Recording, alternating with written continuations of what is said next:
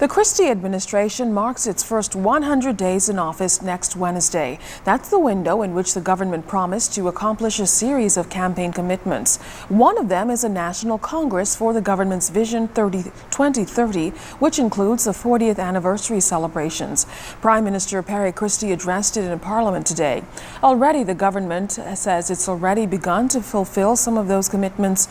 Prime Minister Christie told Parliament today he's appointed a steering committee co-chaired by former Foreign Affairs Minister Charles Carter and former Director of Culture and leading figure in the arts and culture community, Dr. Nicolette Bethel, to develop a program for the momentous occasion.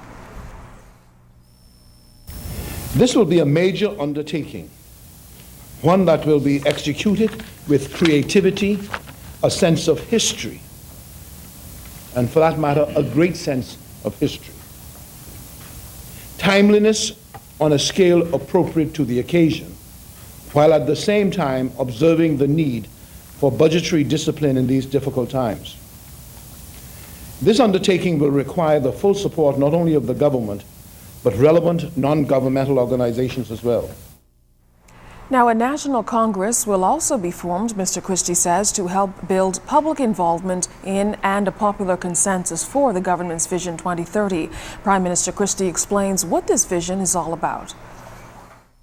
Vision 2030 is all about looking forward and planning for the future, instead of always thinking of national development in terms of one-year increments, as has historically been the case in the Bahamas.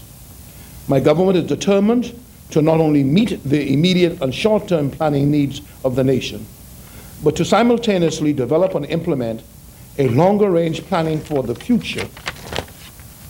This is where Vision 2030 comes in.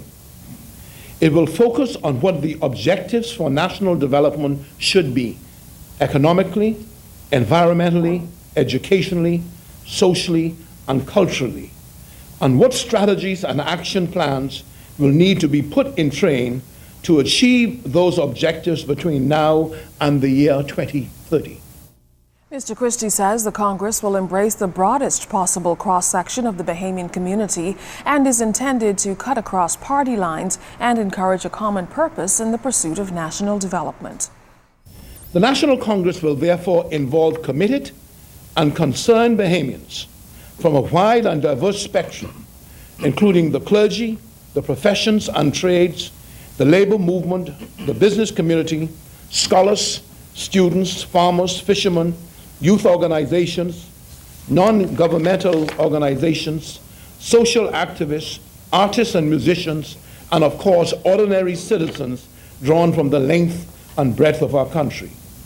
Further announcements concerning the National Congress will be made in due course.